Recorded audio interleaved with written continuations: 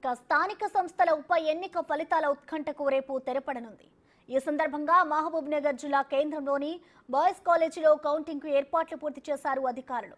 ఉదయం 8 గంటల నుంచే లెక్కింపు ప్రారంభం కానుంది. మొత్తం 5 టేబుళ్లలో ఓట్లను లెక్కించనున్నారు సిబ్బంది.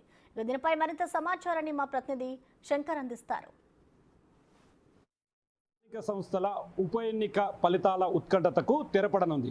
రేపు ఉదయం 8 గంటలకు బాయ్స్ కాలేజీ గ్రౌండ్లో ఏర్పాటు చేసినటువంటి ఈ యొక్క కౌంటింగ్ కేంద్రాల దగ్గర పూర్తి స్థాయిలో ఈ ఫలితాలను లెక్కించనున్నారు. ప్రజెంట్ మనం బాయ్స్ కాలేజ్ గ్రౌండ్ దగ్గర ఉన్నాము.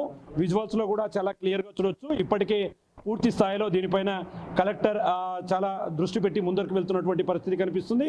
ఇక ముఖ్యంగా గడిచిన ఎమ్మెల్సీ ఉప ఎన్నికకు సంబంధించి పూర్తి స్థాయిలో ప్రచారాలు హోరెత్తాయి. ఒకవైపు కాంగ్రెస్ పార్టీ నుంచి మన్నె జీవన్ రెడ్డి, మరోవైపు బీఆర్ఎస్ పార్టీ నుండి నవీన్ కుమార్ రెడ్డి, ఇరువురి మధ్య కూడా పూర్తి స్థాయిలో ఆధిపత్య పోరు కోసం అయితే ప్రచారం హోరాహోరీగా కొనసాగినటువంటి పరిస్థితి అయితే కనిపించింది. ముఖ్యంగా ఎమ్మెల్సీగా ఉన్నటువంటి కసిరెడ్డి నారాయణ రెడ్డి కల్వకుర్తి నియోజకవర్గంలో ఎమ్మెల్యేగా గెలిచిన తర్వాత ఈ ఉప ఎన్నిక అనేది కూడా అనివార్యమైనటువంటి పరిస్థితి కనిపిస్తుంది. ఈ స్థానానికి సంబంధించి మార్చి 28వ తేదీన ఈ యొక్క ఉప ఎన్నిక జరిగింది. కాంగ్రెస్ నుంచి మన్నె జీవన్ రెడ్డి, అదేవిధంగా బీఆర్ఎస్ నుంచి నవీన్ కుమార్ రెడ్డి కూడా పూర్తి స్థాయిలో బరిలో ఉన్నారు. ఆ క్రమంలోనే ప్రచారాల హోరు కొనసాగింది.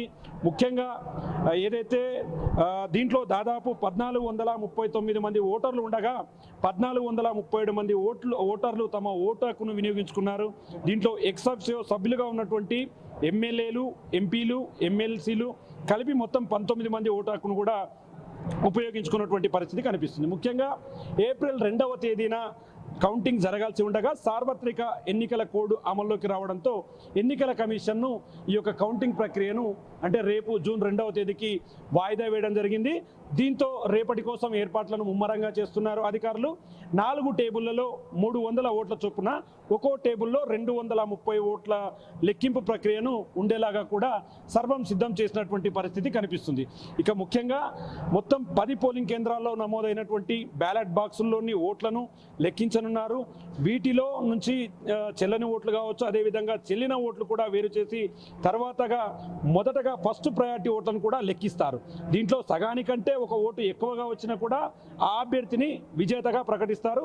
ఇక ముఖ్యంగా కౌంటింగ్ ప్రక్రియకు సంబంధించి కౌంటింగ్ పర్యవేక్షకులు కావచ్చు, సహాయకులు కావచ్చు, సిబ్బంది అవగాహన కల్పించారు. మరోపక్క కౌంటింగ్ సెంటర్ వద్ద పోలీసులు భారీగా బందోబస్తును ఏర్పాటు చేశారు. 144 సెక్షన్ కూడా విధించినటువంటి పరిస్థితి కనిపిస్తుంది. ఇదిలా ఉంటే ఇక ఉమ్మడి పాలమూరు జిల్లాకు సంబంధించి ఉప ఎన్నికను కాంగ్రెస్, బీఆర్ఎస్లు కూడా చాలా ప్రతిష్టాత్మకంగా తీసుకున్నాయి.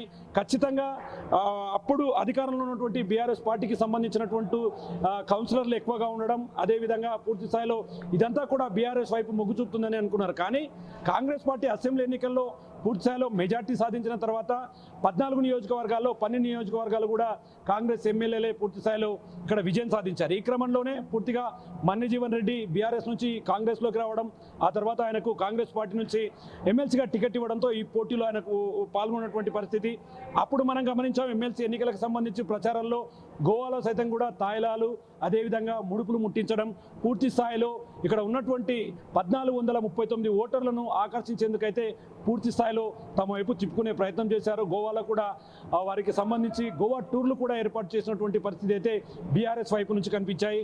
ముఖ్యంగా బీఆర్ఎస్కు సంబంధించి సింహభాగం ఓటర్లంతా కూడా బీఆర్ఎస్ పార్టీ వైపు ఉండడం, బీఆర్ఎస్ పార్టీకి సంబంధించి వాళ్ళు అధికారంలోకి రావచ్చు, గెలవచ్చు అని చెప్పి అనుకున్నారు. కానీ కాంగ్రెస్ చాలా సీరియస్గా తీసుకున్నది. రేవంత్ రెడ్డి సొంత ఇలాకా కావడంతో ఇక్కడ మిగిలి ఉన్నటువంటి ఈ ఎమ్మెల్సీని కూడా తమ ఖాతాలో వేసుకొని ఖచ్చితంగా ఎమ్మెల్సీని తమ ఖాతాలో వేసుకునేందుకైతే కాంగ్రెస్ పూర్తి స్థాయిలో ముందుకు వెళ్తున్నటువంటి పరిస్థితి కనిపిస్తుంది. మొత్తంగా ఈ యొక్క లోకల్ బాడీ ఎమ్మెల్సీ ఎన్నికల్లో గెలుపొంది మండలిలో అడుగు పెట్టేది మాత్రం ఎవరనేది మాత్రం ఆసక్తిగా ఎదురు చూస్తున్నటువంటి పరిస్థితి అయితే కనిపిస్తుంది.